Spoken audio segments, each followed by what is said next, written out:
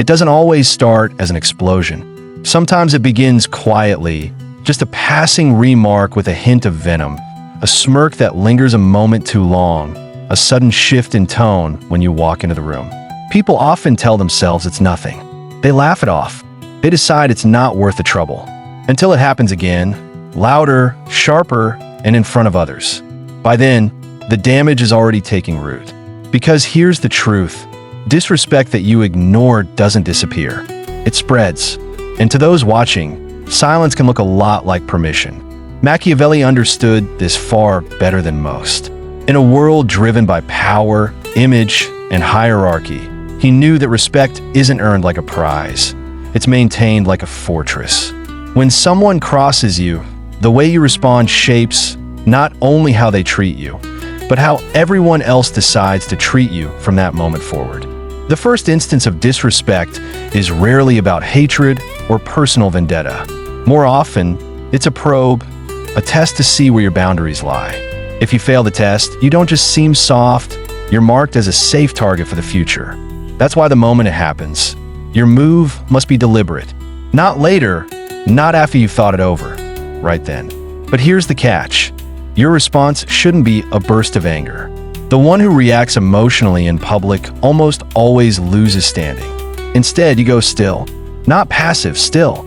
You withdraw your energy so abruptly that the air shifts. This is the first Machiavellian law of answering disrespect. The unpredictable person holds the power. Silence doesn't mean pretending it didn't happen. It means you cut off the flow of your attention entirely. You don't chuckle to smooth things over. You don't explain why it bothered you. You don't feed the moment with any extra energy. You simply let your absence be felt in your eyes, your voice, and the way you no longer participate in their rhythm. Disrespect thrives on reaction, whether that reaction is anger, defense, or even nervous laughter. But when it's met with cold stillness, it starts to look small, petty, and obvious to everyone in the room. Machiavelli himself was never the one to strike first. He would watch, let his opponents reveal themselves fully, and only then act with precision. Your next step mirrors this. You bring the violation into the open, but not through insults or shouting. You do it through a question delivered with surgical calm. Was that meant to come across the way it did? Are you sure you want to stand by that? That sounded personal. Would you like to clarify before I respond? You're not denying what happened. You're giving them a chance to either retract or double down, and either choice exposes them. Most people who disrespect others are opportunists, not warriors. They're testing the waters, not preparing for war.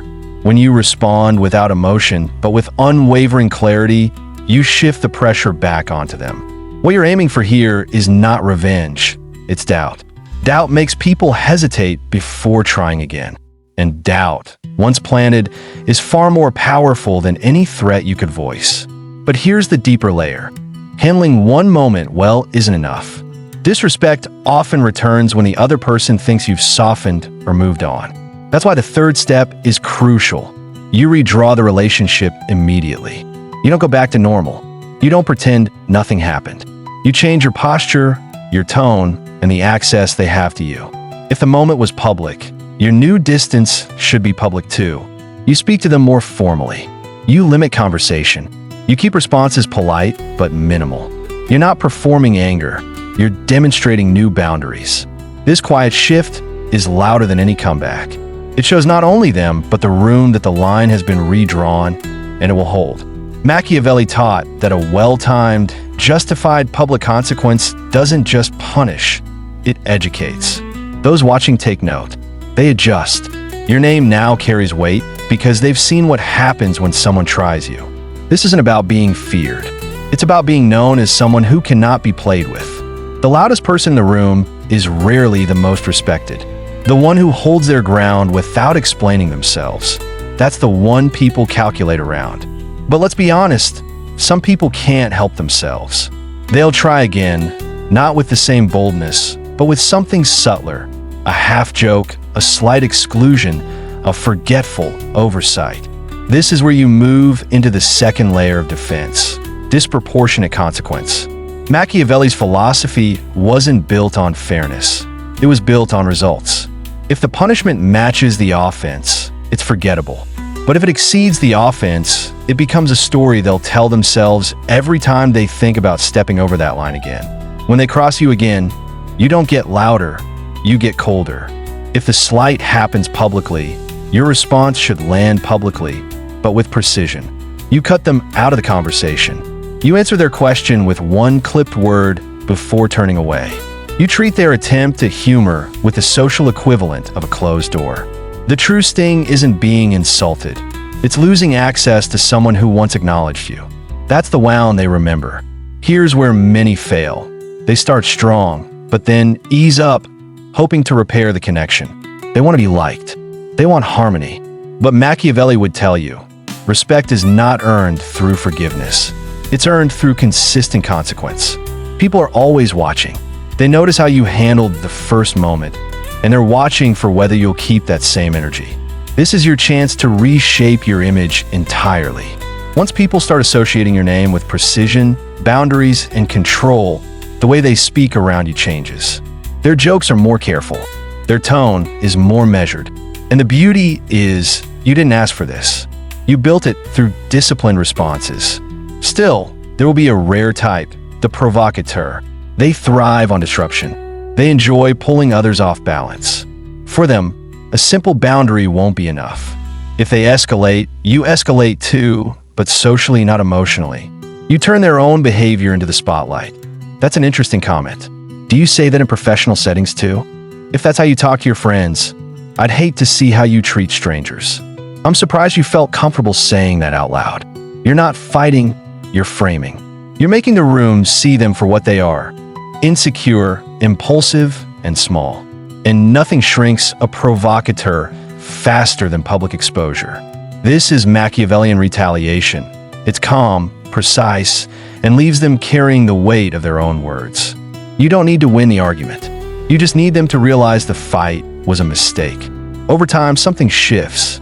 You no longer treat disrespect as a personal attack.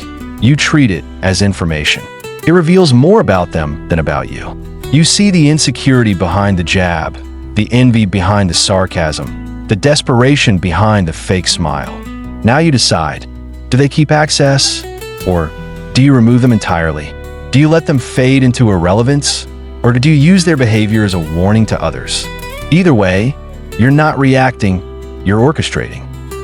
The most powerful position is when people guard their behavior around you without you saying a word. Your presence alone is enough to make them self-correct. That's when you've won. Because the ultimate form of power isn't making people fear your reaction. It's making them fear losing their place in your world. You don't need to argue. You don't need to prove yourself. You don't need to raise your voice. You move with a level of discipline that makes one violation the last. And when the inevitable happens, when someone realizes too late that they've crossed a line, you don't rush to punish or to forgive. You do something far more powerful. You leave them unchanged in your presence. No anger, no warmth, just absence where there once was connection. That's the most chilling message you can send. You are no longer a factor in my world. They'll feel it in every word you no longer say, in every glance you no longer give. And over time, they'll realize the truth. Your respect was never theirs by right. It was a privilege, and privileges can be revoked. This is the game Machiavelli would have you play. Not the loud ruler who reacts to every slight, but the quiet strategist who allows others to destroy themselves while you remain unshaken. The loudest lesson you'll ever teach is taught in silence.